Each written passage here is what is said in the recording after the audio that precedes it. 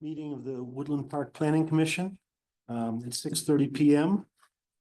First, we call the roll. You may be ready, but I am not. My apologies. Okay, John DeZalm, Present. Ken Hartsfield, Here. Don Hoyne, Here. Jared Newcomb, Here. Chair Brown. Here. Also in attendance, we have City Attorney Nina Williams, and then Dave Burgess is handling our AV this evening. So let me note, we do have a quorum of 5 here this evening, so proceed. Let's have a pledge of allegiance.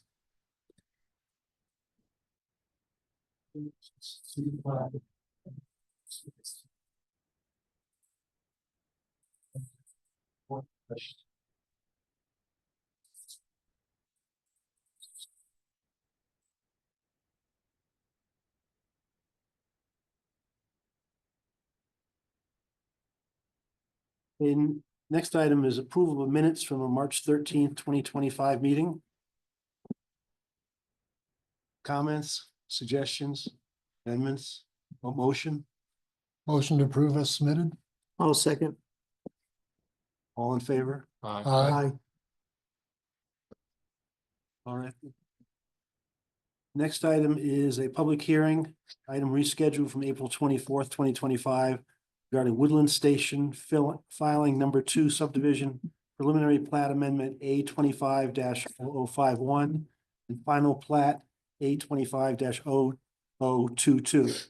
This is a request by Tava House Properties LLC to amend the previously approved preliminary plat and to approve a subdivision final plat to plat 6.69 plus or minus acres into 3 lots and 2 parcels. The subject property is located west of the Woodland Hardware in the east 1/2 of section 24 T12S R69W of the 6th PM 201 Saddle Club Avenue in the Central Business District zone. All right, let's get started with the presentation from the city staff. Karen? Okay, and it's hot off the presses, so I apologize in advance for typos, inaccuracies, bad graphics, any of that kind of stuff. So as the chair announced, there's actually 2 applications in front of you this evening, but since there's so much duplication of information, we combine it all into one public hearing, and we'll be looking for separate motions at the end. So we're talking about a amendment to a preliminary plat and then a final plat. So those are your 2 distinct application types that we're talking about. So with that, the property location and history. The property itself is 6.63 acres. There is a small strip of land of 0.06 acres on the west side, the northwest corner here, that is on property owned by Beer Garden Lane Development. So when you add all that together, you get to 6.69 acres of land area that we're talking about in whole here for this project. The land itself is primarily vacant. There is 1 building under construction right now, and that's at the corner of South Center Street and Bergstrom Alley. The whole parcel itself is located in the downtown south of US 24 or East Midland Avenue. The site is primarily accessed from Highway 24 onto South Center Street, and then Saddle Club Avenue is what's going to bisect it here in the middle. So what's going on around it? You've got Bergstrom Park to the north, Woodland Hardware to the northeast, some residential development to the east. The Ute Chief Mobile Home Park is to the south. There's commercial businesses, a city-owned lot, a vacant lot owned by Beer Garden Lane, all to the west of the property. And then on site itself, there's existing drainage infrastructure, as well as there is already city water and wastewater service in the immediate area.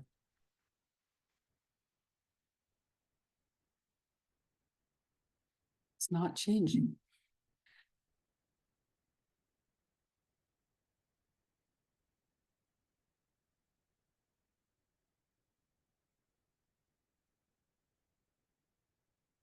That's interesting. Okay. Must be a real delay out there somehow. So the property falls within the area of the Downtown Development Authority, and they adopted a foundation plan back in 2002 for this area. And then to help support that development or the foundation plan, the Woodland Station Overlay District was established in 2007. The intent of which is for orderly development of this underutilized area in the downtown. And so the appearance and function of the development is to be compatible with any existing structures in the area and the community's general mountain historic environment, and then to be in harmony with the character of Woodland Park. Related to that foundation plan is a separate resolution that provides guidelines for design within the boundary of the Woodland Station area. The property itself is Zone Central Business District. And the red line on this particular slide outlines the area that falls within that Woodland Station Overlay Zone District. So the CBD is your primary downtown zone district. So it's associated with commercial activity, accessed by pedestrians as well as motorists. Density should be high. Design issues relate to on-street, the US highway corridor, efficient off-street parking, landscaping, pedestrian mobility, those types of things. And then it's also identified that residential activity is appropriate in this area, particularly at second or third story levels above offices or commercial shops. And within the Woodland Station overlay, that area provides some additional flexibility around what the area can be developed as. So it's supposed to work in concert with the DDA's foundation plan, and the objective is to bring a high quality product to this particular area.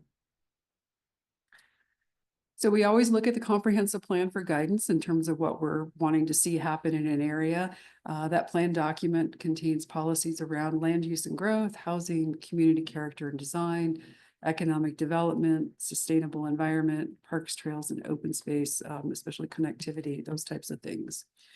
And so within that plan, we have a map called the future land use map. And that particular map has targeted this or identified this area as being desirable for downtown mixed use. The objective is to promote vitality in the downtown area. And directly from the plan, there's a quote that says a mixed use area that can support community events and fill in the currently vacant downtown areas. And then I just made a staff note here about traditionally mixed use is thought of as street level retail and commercial uses with those residential units on the upper floors of the same building. So these folks that you have in front of you this evening have been working on this for several years now. And I think I actually met with them initially on this project in the end of 2022. But it was in 2023 when they brought forward a plan of development to the Downtown Development Authority and City Council. And that's one of those mechanisms that's required by statute with regard to working with a DDA and developing one of the properties that the DDA holds or held at that point in time. So with the plan of development, there's 4 phases that were identified for this property. The blue one up in the top of the page there was phase 1. Phase 2 is kind of the reddish L-shaped parcel or area. Phase 3 is this in the center of those two. And then phase 4 is the large rectangle at the bottom. As part of review of that plan of development in early 2023, things that we looked at and highlighted as part of that staff report was the lot configurations, infrastructure, what's available, what's required, environmental concerns. We'll touch on that a little bit more later in the presentation. Just generally, how is the site accessed? What is the internal circulation of the site looking like? Proposed land uses, how is parking going to be addressed? Architectural design, landscaping, parks and trails. At that time, there were historic assets just south of Bergstrom Park, specifically a stagecoach sculpture, and Myrna the cog car was still there.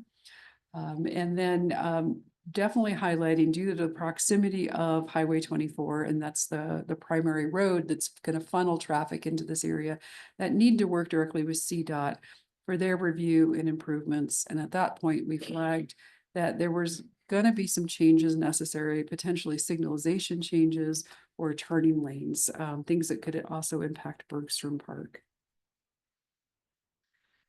So these are images from that plan of development. On the far right shows phase one, which is the building for the Tava House restaurant that's under construction right now.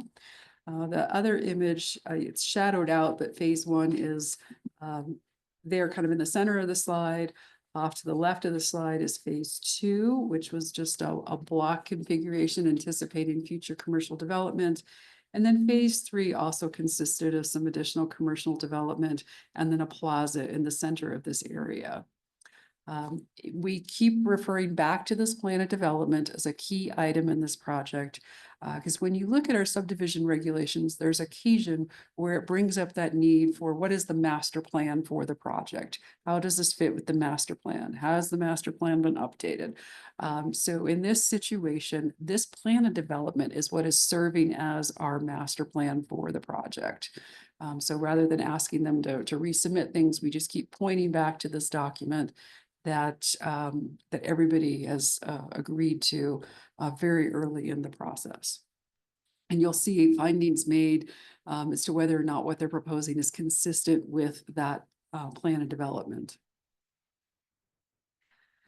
So with this particular project, the events that have transpired, it's been a little unconventional in terms of process. But after that plan of development was approved and it was April of 2023, and I think it was May 1st, technically, when the conveyance of the land occurred from the city to Tava House Properties. After that, a few months later in June, we did the sketch plan stage of the subdivision process, and that's administrative. So the planning commission doesn't see that. That happens at that staff level. And as part of the feedback regarding just the general feasibility and design of the proposed subdivision, we touched on a lot of those same elements that were talked about in the plan of development, the site circulation, access to the property, those types of things. And it's a way to provide feedback to the developer early in the process so they can address all those things as they prepare their subsequent applications. So it was in very end of 2023. I think Planning Commission's public hearing was in January of 2024 with regard to a preliminary plat for phase one. And that was conditionally approved by City Council on February 1st. The developer asked for assistance in getting things moving, especially around getting that building coming out of the ground. And one of the conditions associated with that preliminary plat was the requirement for a subdivision development agreement. So it's a little non-conventional from the standpoint of that SDA has some unique conditions and permissions that have been outlined in it, which specifically allow for that building permit to have been issued before the final plat was approved. And there's other nuances in there with regard to working with CDOT, things that need to happen before a CO will be issued. It's fairly specific around a lot of details. So City Council approved that on August 1st of last year, and then it was actually recorded on October 23rd. And it took a little bit of time in there to finalize the construction drawings that are used for all of that infrastructure that's going in out on site. After that, almost very shortly after the subdivision development agreement was recorded, the zoning development permit and then the building permit for the building that's on lot one was issued. And then with preliminary plats, there's the approval that happens, there's conditions of approval, and some of those are related to fine-tuning details on the drawing set for the preliminary plat. So those preliminary plat documents were finalized and approved at that staff level in February of this year. And so that brings us to today, where we're now talking about amending the preliminary plat and concurrently asking for a final plat. So the staff report went through some other details of issues or concerns around the project, things that were looked at with that original preliminary plat. At that time, there was just lot one where the restaurant's being constructed. The balance of the property north of Saddle Club Avenue, it was known as Tract A, which coincided with phases 2 and 3 of that plan of development. And tract B is south of Saddle Club Avenue, which coincides with phase 4 of that plan of development. At that time, we were looking at, the access off of Highway 24, CDOT requirements for the addition of a turn lane. They're adjacent to Bergstrom Park, and it's an eastbound turn lane off Highway 24. Bergstrom Alley is actually going to be widened slightly. It's currently at about 15 feet, so the plat is looking at an additional 5 feet for a 20-foot width of that alley. Saddle Club Avenue gets extended to the west. That particular right-of-way is quite wide at approximately 73 feet in right-of-way width. Center Street is already existing, and that's also fairly wide at about that same 73, 74 feet in width. South Pine Street is on the west side of the property. And there is some land area being taken out of the subject parcel. And then there's an additional 15-foot strip that belongs to Beer Garden Lane here on that northwest side. And the improvements actually do carry further south here along this lot 2 of Vectra subdivision. And that lot 2 is owned by the city. And it's through that subdivision development agreement where it clearly spells out the city giving the developer permissions to install improvements on that particular strip of land. And that's that coincides with the original city's purchase of that property, the intent behind it. So even though it doesn't look like it on the proposed plat, it does align. We noted that at that time we looked at utility and public improvement easements on lot 1 and tract A. Tract B, that was all examined. We noted that there are already city water and sanitary lines here in the area, in Center Street and Saddle Club Avenue. So those are easy enough to connect with to serve the new lots being created. This diagonal swath here through the tract B is the existing Fountain Creek drainage channel that runs from the northwest here down to the southeast corner. Hey, Karen, do you want us to ask questions while you're going or wait till the end? Let me get to the end of the slide and then you can ask me Fair questions. And there's an existing stormwater pond here in the northeast corner of tract B that's now going to have an easement to clearly identify that it's there, since it serves not just this development, but larger area around it. And that pond site is actually off-site from the lot 1 and tract A. So those lots are a part of where the drainage goes, is into that stormwater pond. And then the final note was just that there is a teeny bit of FEMA designated floodplain in the southeast corner of tract B. So I'm sorry, you had a question, sir? Yeah, sort of a general question, and you'll probably talk a lot to it as you go through the remainder of your presentation, but we talked a lot about easements, utilities, traffic, parking. What's not clear to me is how if any of that applies to lot B. Does it account for some amount of development assumed to be in lot B? Or is that a do-over when we get to that page? That's a future. So the tract is labeled for future development. Okay, So so everything we're considering for all those other things I mentioned are purely for lot A. and have been considered previously and taken into account. Right. Some of that is, we're not sure exactly what the uses are going to be at tract B, what the density is going to be, Okay. what does that look like? So there's a lot of unknowns. You see that in other developments in town also, where an initial subdivision's been done and like a filing 1 has been done, but then there's other tracks for future development. Okay, that get helps. considered later. So what's the change? What are they asking for that's different than what was already talked about? So I highlighted that here in green on this particular page. So the fact that they're now asking for lot 2 well, lot 1 is still the same here in that northern corner of the property. Lot 2 falls along the west side above Saddle Club Avenue, and that coincides with phase 2 of that plan of development. And then lot 3 is in this corner at the northwest corner of Center Street and Saddle Club Avenue. So that, as well as Tract A in the center of that area, which is where the future plaza development is, those coincide with phase 3 from that plan of development. And then again, everything south of Saddle Club Avenue, that Tract B, coincides with phase 4. So it's really that addition of lots 2, 3, and then this change in size of Tract A to better reflect the future plaza development. Otherwise, those other items I just discussed are pretty consistent.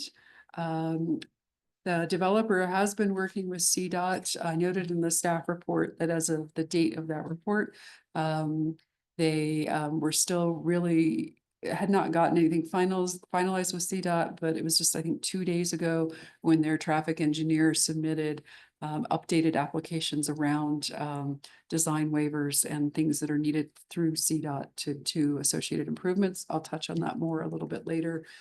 But one thing that's was kind of interesting to note and realized within probably about a month ago, that there is a very strong likelihood that there's going to be additional access and improvements necessary when lots 2 and 3 of this subdivision come in to develop at that point.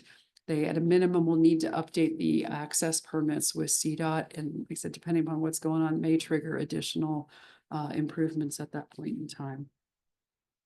So everything else here, I believe, is very consistent. One other thing, I guess, to note would be the easements. If you really look at this plat, the preliminary plat versus the one that was approved previously, there's some differences in terms of how they appear. And that technically off-site from the area being platted here along the west side of Center Street and then the south side of Saddle Club Avenue, there's a 10 and a 15-foot general utility easement going in there. And that was largely at Corps' request, since there is not an easement actually shown on the lots or tracks themselves. We worked that out with Corps, the developer, and Kip Wiley, our utilities director, that because those streets have such a wide right-of-way, that's 70+ feet, that everybody was comfortable with actually putting a dedicated area within that right-of-way for that utility easement. So we got everybody's buy-in on that. So the final plat document, that's the legal document that gets recorded, that once recorded allows the property owner to then sell these lots as like lot 2 of Woodland Station filing number 2. So it does 2 things. One is clearly identify the land area and what it consists of, and then makes a very easy way for future conveyances of the property. In the world of this whole process, I've joked historically that the sketch plan is kind of like the outline you would do in high school English class for a project, a term paper. The preliminary plat is the rough draft, where you work out all the bugs and the details, and the final plat is your final report. So the whole point with the final plat is it consistent with all of those details? Have they been worked out? Is it clearly articulated? Is just all, are the typos ironed out? All those kind of things. Quick clarification. So with the conveyance of that strip of land from the Beer Garden Lane, does that throw a wrinkle in any of these other previously approved plans, documents, etc.? It's an interesting twist on how to get things documented and recorded. So there's some technical sequence things that we would worry about at the time of recording, because when you look at the plat, there's or the proposed final plat there, it says reception number and a blank. So the whole point or objective was to get that little strip of land recorded as recorded for right-of-way purposes. And then on the plat itself, it then notes that, because it's not the entire parcel that's being platted. It's just a teeny little strip for right of way as opposed to trying to convey half your lot to a neighbor. That's not kosher at all, but the right of way is kind of a unique So situation. did the ownership of that strip of land change or is it retained? The ownership of the parcel does end up getting conveyed and ultimately will be the property of the city of Woodland Park, since it's in the public right of way. Or will be public right of way. Okay. Just when I thought it couldn't get more confusing. I promise it'll make sense at the end. Keep going. I appreciate the confusion and the nuances, and we've gone a couple of rounds in terms of trying to figure out how can we get this done so that the guy giving up the 15-foot strip is comfortable. How does this make sure it's clearly articulated for the intended purpose, which is right of way. It's not some other weird little parcel that somebody's gonna want to build a house on in 7 years or something. It's like, no, it is for public right of way. And then ideally, it's very helpful to planners to be able to see what that graphically, how that's dedicated or articulated. And to do it comprehensively as opposed to in little pieces. So this is where we go into a couple of oddities or nuances related to the project as a whole. They're not necessarily directly related to the preliminary plat and the final plat, but they're aspects of things that we talked about in the staff report. One of the things that was outstanding at the time the zoning development permit and building permit was issued for the building was having a final landscaping plan. When you all looked at the preliminary plat the first time, you also had opportunity to take a little bit of a look at the site plan for the restaurant site here. So on this landscaping plan, you can see where it says 120 South Center Street. That's the location where the building's going up. And they have since been working to get us a final landscaping plan. Like I said, a year ago, it was just at a preliminary stage. So with regard to what happens here with the landscaping, there's going to be a common area maintenance agreement or essentially a commercial HOA. So these property owners in this area are ultimately responsible for the care and maintenance of all of that landscaping. We had a couple other comments on the landscaping plan that we've conveyed to the developer. One is up in Bergstrom Park. I didn't touch on this before, I apologize, that there's currently the access into that parking lot off of South Center Street. Because of traffic congestion and stuff, that's going to be closed. And a new access into that parking lot will be off of Bergstrom Alley. And so that area that gets closed off, there's a small area in there that needs to be revegetated. So I'm asking that to be included on the landscaping plan. With working things out with CORE around easements and transformer locations and such, needing to make sure that those are identified on the landscaping plan so that there's no conflicts between landscaping and the transformers. CORE very much frowns upon that. It's actually sent us very specific details on what the clear areas need to be. Because of our very dry climate, in order to get all of this landscaping to take and continue to live, an irrigation plan is required. And at a staff level, we're recommending a separate irrigation tap to service or to take care of all that vegetation.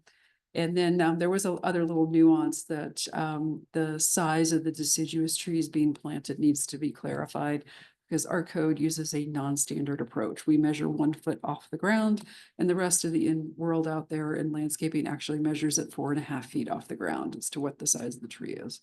So we'll get that squared away. Probably the most substantial question tonight is, it strikes me that with the changes and probably the constriction of Bergstrom Park, it may no longer make sense to include parking in that park. I'll get to that. Okay, I just want to know that if that's gonna, once again, throw a wrench in the works, or whether that would be a future decision the city would be free to make without repercussions. I'll get to that. Excellent, thank you. I'm not sure if it's the next slide or not, but it's coming.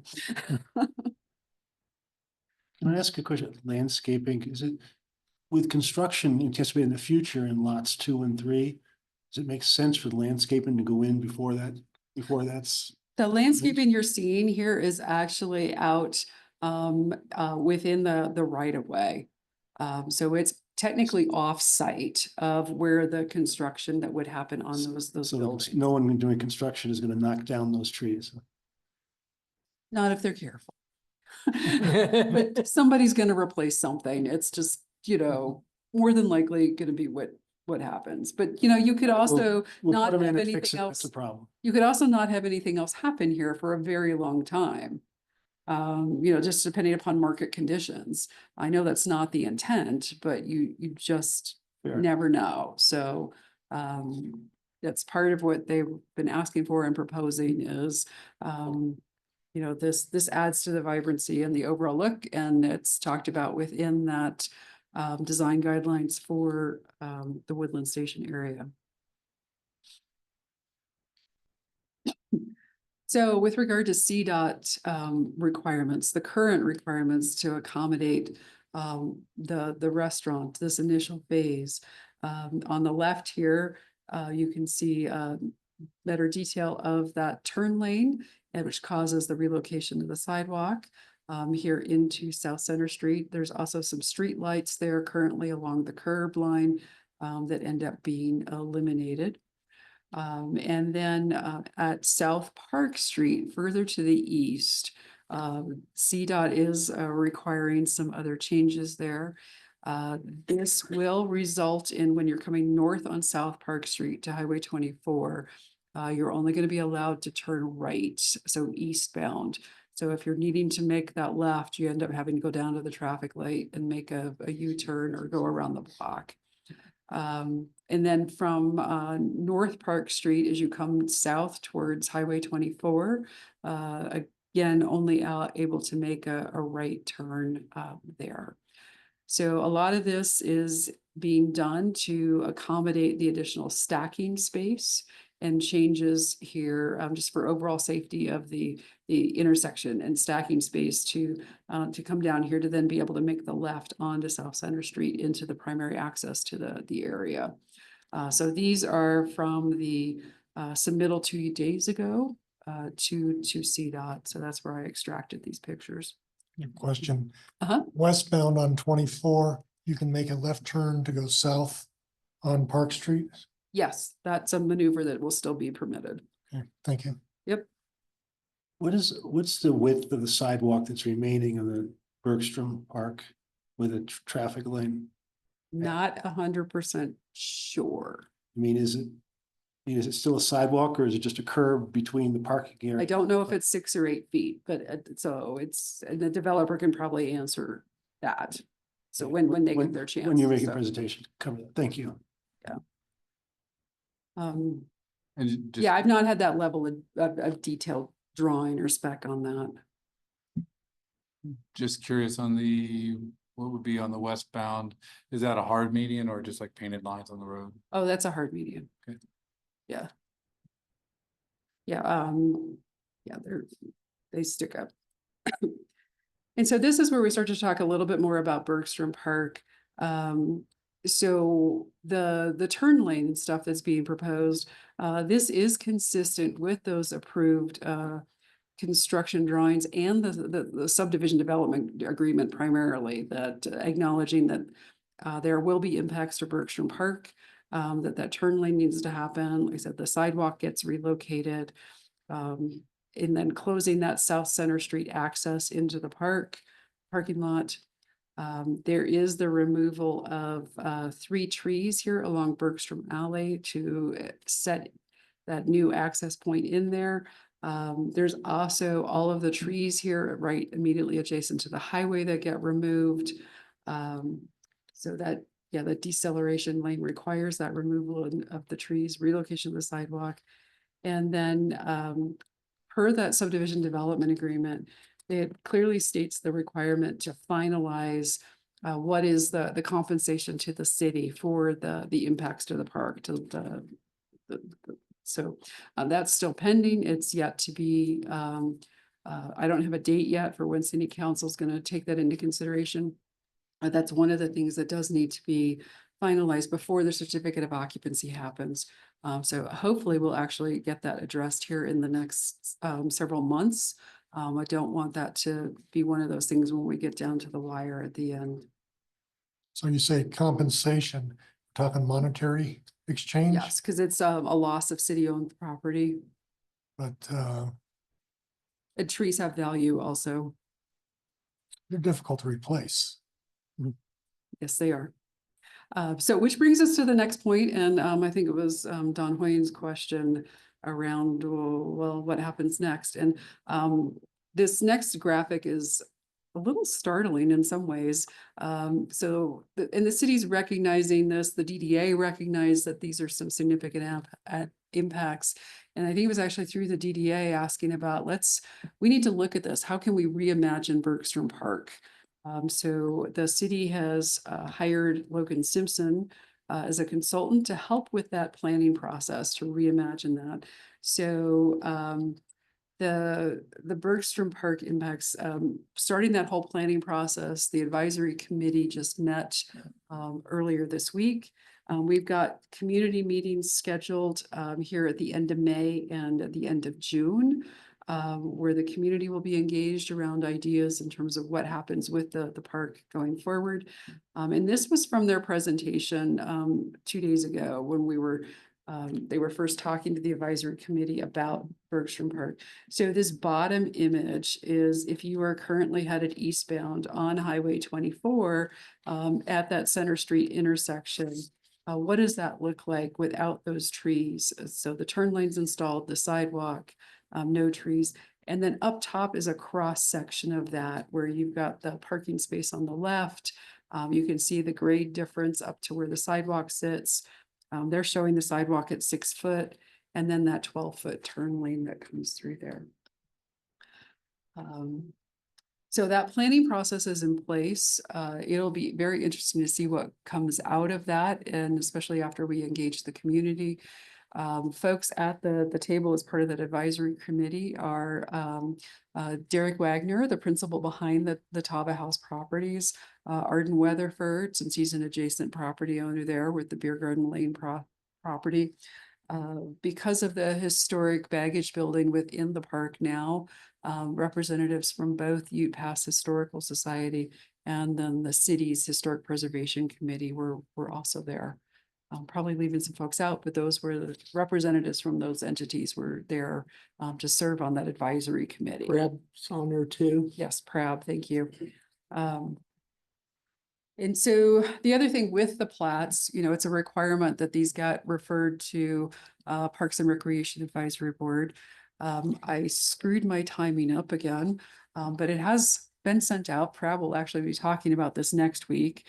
But we were also in a situation where that ship has sailed. It sailed 2 years ago when City Council agreed to that plan of development, which they were at that point eyeing that public plaza, the future public plaza for development, and seeing that as very desirable for the downtown area.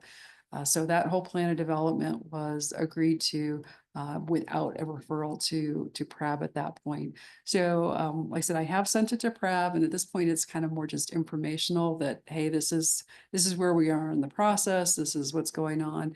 And then very, very much looking heavily to the Bergstrom Park plan, what comes out of that to help guide the area of, or the future of parks and trail connectivity and such in that particular area. Ready? Okay. Back with the initial plan of development, one of the things that was flagged was environmental concerns. And that's because back in 2008, there was a voluntary cleanup plan, or a VCUP, that had been approved by Colorado Department of Public Health and Environment. That plan expired due to delays in development.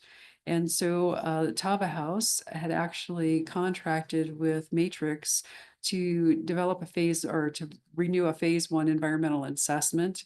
This was not available back a year ago when you guys looked at that original preliminary plat. That document was completed later in February of 2024. So right now, the developer is working with CDPHE, brought that phase one to them. And it's very likely that when they get done with CDPHE, that there will be a notice of environment use restrictions that gets recorded in the real property records. If that had already been recorded, we would be asking for a plat note, on the plat, but since I don't have a document to refer to in the real property records, that's not the case. I've seen a preliminary draft of what those environmental use restrictions look like, and it primarily is the groundwater cannot be used for domestic consumption. And then otherwise, it's really about tracking ownership and keeping CDPHE updated on, who the owner of the properties are. If the property transfers, they get notice of that. If it gets further subdivided, they need notice of that, or other land use applications. So it's not onerous by any stretch of the imagination, but it is something that will happen at another point in the process. So the application, we did refer both of these out to our usual team, city attorney, manager, the city folks, and then also outside agencies such as the fire district and our other or our other utility providers. Like I said, the primary one that we had, and CDOT, the primary ones that we had feedback from were Core Electric and CDOT. Notice requirements were met, with posting signs on the property, letters to adjacent property owners. And to date, we only received one public comment and, a copy that was included in your packets. So in reviewing this against the preliminary plat criteria, staff found that the preliminary plat, as proposed, the amended plat does comply with the code sections, and has made a recommendation that staff level were comfortable with the Planning Commission recommending City Council approve the Woodland Station filing number 2 preliminary plat amendment number 1 to plat 6.69 acres into 3 lots and 2 tracts, subject to the following conditions. 1, the conflicts between the easement locations and the final landscaping plan must be reconciled. 2, the project engineer must provide confirmation that the available stormwater system can handle the addition of the turn lane in Highway 24 adjacent to Bergstrom Park. 3, per the project engineer's May 2024 drainage report, he makes reference to a final drainage report or being submitted for the final plat. So just getting that clarified and updated. Number 4, the project engineer must confirm or provide an update to the construction documents to ensure city utility service lines align with the appropriate lot. Right, we think they will, but right now it's just concerning about where are those service lines being installed off of Saddle Club Avenue to service the additional lots. And then 5, all the comments and red lines from city staff and the external review agencies must be resolved. And then number 6, the preliminary plat amendment drawing set must be finalized and approved with all signatures. And then with regard to the final plat approval, staff also have found that oops, got a typo, that plat complies with the municipal code sections. And so that whole list was in much more detail in your staff report. And the recommendation being for Planning Commission to recommend to City Council approval of the final plat for Woodland Station filing 2, again to plat 6.69 acres into 3 lots and 2 tracts, with the condition that the final plat may be recorded after 1, the preliminary plat amendment drawing set has been finalized and approved with all signatures. 2, all comments and red lines from city staff and external review agencies regarding the final plat document have been resolved. 3, the final landscaping plan, including an irrigation system, has been approved. 4, recording reception number for the conveyance of the 15-foot strip of land from Beer Garden Lane development to Tava House properties has been added to the final plat. 5, recording reception number for the establishment of the public utility easement along the west side of South Center Street and the public utility easement along the south side of Saddle Cloud Avenue are added to the final plat. And then number 6, the transportation capital fee in the amount of $67,984 has been paid. So that's the end of my presentation.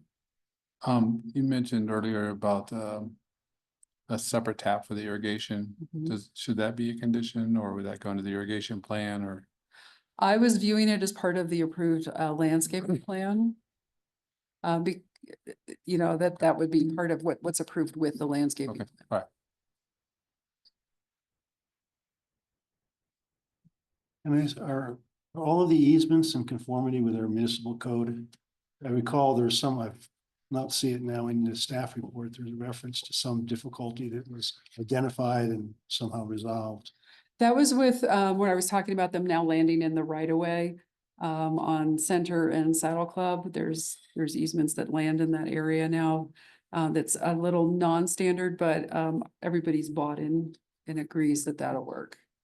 Non-standard mean compliant with our code? The width is fine. It's the location that's not standard. The fact that it's in the right of way instead of on the lot. Yeah. And then I guess the one being 10 foot in width is a little smaller. But again, all parties are comfortable with that. And it's not unusual to see a smaller width like that in a downtown urban environment such as this.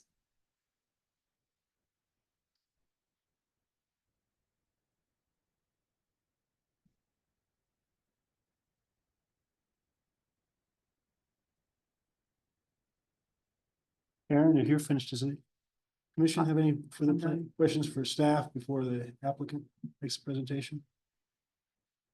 I think at this time. And whoever's Yeah. speaking for the applicant, you could come forward, identify yourself and tell us about your application, recognizing we had a long summary from Karen and we have all read a lot of Okay. material on it too. Yeah, totally understand. Mark Weaver, Woodland Park. Good evening, everyone. It's been a long time coming to get to this point. This is one more step in the trellis to get this whole thing done. I want to introduce the part of our team that's here. The ownership group, Mary Sikowski, Derek, myself. Catherine Perry is with Park State Bank and Trust, representing our lenders. Chris Hansen's our owner rep, Eric Simonson, but everybody knows Eric as our surveyor. Dave Maharis, our civil engineer. And then Ryan Lloyd is, I believe he's on Zoom as our architect. So most of the team is here. So if there's any question about something, one of us could probably answer. You have seen everything about this that we want to provide in terms of the technical aspects of it. We would be happy to answer any specifics. Or if you have any questions about the overall concept, what we're trying to do, the plan of development, our plans, that sort of thing. Happy to answer those. I guess the obvious question was, there Yeah. anything with the conditions or any of the technical details presented that Mhm. you challenge, take issue with, or would otherwise want changed? No, sir. We have worked very close with staff for a couple of years now on this to get to this point. And we're satisfied with it and want to proceed with it in this basis. A lot of eyes and energy have been on this for some time now from all these experts that we have as well. And we feel confident it's workable. It makes sense. We're actually going to get to do something on this 6.69 acres of land. So we're excited about this and we see it as a positive step. Is there anybody else in the team that wants to say anything? Good. Okay. Unless you have technical questions, I may be able to shed light if you have anything you feel is clear. There was a question. Sorry, we can, with if you want to speak, come forward, please. Somebody had Lee, you had a question about the sidewalk width. Further slide, I think addressed it. It said a 6 foot width of the sidewalk in front of, between the turning lane and. So I'm David Mijares, resident of Woodland Park. I'm the civil engineer for the project. And so we kept the same sidewalk width as the existing condition, just obviously moving it out to add that turn lane, and that's a 6.5 foot width, I believe. Okay. I think there was a question about easementage and why the easement situation is really strange. Those easements that are separately written on that plat and the preliminary plat were at the request of CORE. Even though they have the right to be within the city right of way, they've been searching for separate easementage, and in a discussion with Kip and Core and Karen, we were all willing to come to that solution, but those widths were delineated by Core for those easements. Trying to think anything else CDOT wise, if you guys have any questions. We had a pretty heavy meeting with CDOT where we confirmed all the laneage that they wanted, and that was what was submitted to them for our access permits 2 days ago. So all that documentation that Karen has is the current, what CDOT wants to see for the application. I have a general question, the access into the Bergstrom parking area Mhm. and the location of where that driveway, Karen says is taking out 3 trees. Is there an adjustment can be made to not take out 3, just 2? Again, that was a concession we made early on to City of Woodland Park Engineering because of the proximity of the easterly entrance to the turn lane movement. So we moved that to the locations that he wanted to see and did that. So has it been coordinated with the existing tree locations, or is there some variability there? There's could be some variability, but the trees are pretty dense along that parkway. So I don't know that we would be changing anything. I think the main point of where we chose that location was to not interfere with the existing parking and to make sure we eliminated as few parking spaces as we could in honoring the handicap parking locations, the sidewalk locations, and the rest of what had been established in the park previously. I guess related to that question, so it sounds like the city is still making up its mind what this new reshaped park will be. Re-envisioned, or I think was the word Yeah. used. So I take it that's still a point of discussion between the developer and the city, right? So Yeah, all we saw was a solution, but Well, there's, I'm gonna yes, jump in. jump At in, this please. point, we're dealing with the proposal in front of us. Right, And so it's really recognizing the impacts related to this proposal, the need to close the south center access into the parking lot, the turn lane, and the new location to access the parking lot. Those things are what we're dealing with as part of this application. So it's then recognizing that, hey, this is really going to change the face of this park. right. That's what triggered, okay, we need to look at what's going to happen after this going forward. So we're kind of drawing a distinct line or bubble around this, the Right. impacts, the compensation. The other one is taking it steps forward after this. Yeah, so no, the plan makes sense with the assumptions that went into it. The key assumption being that we would retain that parking area. If the city decides they want to go a different direction, I just don't want to hamstring the city into like, oh, no, it's now you conflict with this other plan. So I just want to see that there is opportunity for flexibility. I would say there is, because it's the park now, and things change over time. I mean, you're seeing that out with Meadowwood. The city went through an extensive planning process for Meadowwood Sports Park. That right now you've got lots of things that haven't been developed out there yet, but that's going to change in accordance with that plan. So Bergstrom Park's going to be in a similar situation, that it is what it is now. There's going to be modifications as a result of this development. And then there's the whole plan that says, hey, this is where we want to go or what we want to move to in the future. So it's kind of like 3 steps, if that makes any sense. And we're kind of 1 or 2. So they have, it's all city right away. So the city in their redesign of the park has all the flexibility they would need if they want to change that proposed location that fits the current design of the park. I think that was my main concern. Yeah.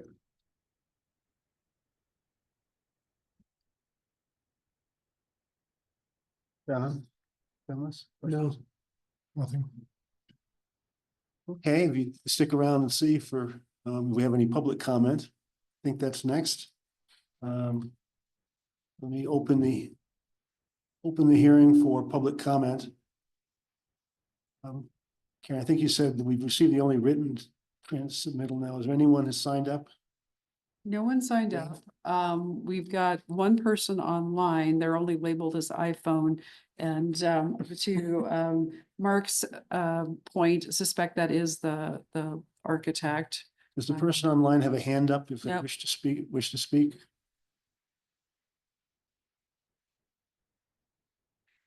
Does not appear to be that. Okay. It's just hanging out. All right, well, then I guess I'll close the public comment portion of the hearing. Back. No change in views from the public comment. No. Need to make a motion? Okay. No need for the applicant to rebut any comment items, so let's move on for discussion on the commission.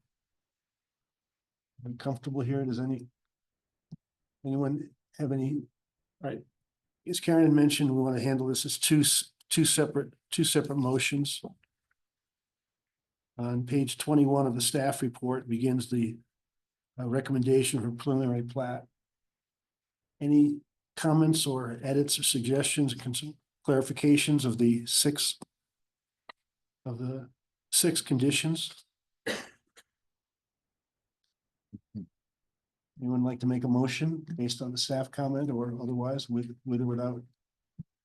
Just to be clear, you're looking for one motion at a Yeah, time. motion on the preliminary, with regard to the preliminary plats started, you may wish to use the recommendation starting at the beginning, bottom of page 21 and continuing to the top of page 22. I recommend we approve the Woodland Station filing number 2 subdivision preliminary plat amendment 825-0051 to include the 6 staff recommendations that are in the package and were presented. I'll second. Is that clear for you, Karen? All right, Thank you. any discussion on the motion? Karen, you'd like to take the call the vote? Sure. Don DeZello, Yes. Ken Hartsfield, Yes. Don Hoying. Yes. Jared Newcomb, Yes. Chair Brown. Yes. That's everybody. Okay. So motion passes 5-0. Anyone wish to make a motion regarding the final plat? I'll make the motion to approve the final plat of the Woodland Station, filing number 2 subdivision, final plat A25-022, subject to the conditions presented. I'll second. Don had a second. Any discussion of the motion?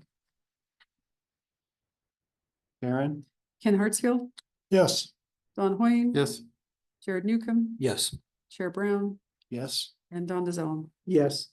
5-0, motion carries. Okay. Thank you all for coming, even though you weren't all speaking. I appreciate that you're all here this evening. And I look forward to watching your presentation to City Council, and that will be in about a month, Karen. No, we have a very fast turnaround. The developer continues to be on a pretty aggressive timeline.